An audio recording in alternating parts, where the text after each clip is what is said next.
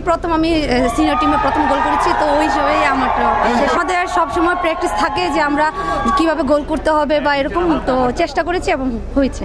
জি জি জি, বায়াও যখন গোল দিয়েছিল তো আমরা খেলা দেখেছি, খুব ভালো লেগেছিল। তো আমাদের সবসময় প্র্যাকটিস থাকে যে আমরা কিভাবে গোল করতে হবে বা এরকম, তো চেষ্টা করেছি এবং হয়েছে।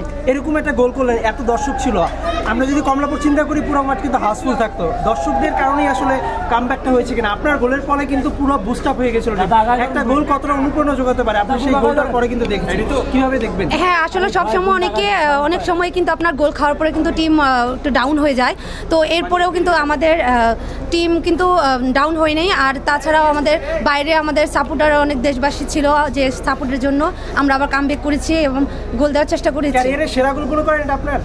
হ্যাঁ, আমি এই প্রথম আমি সিনিয়র টিমে প্রথম গোল করেছি, তো ওই হিসেবেই এটা কি দুর্ভাগ্য কিনা?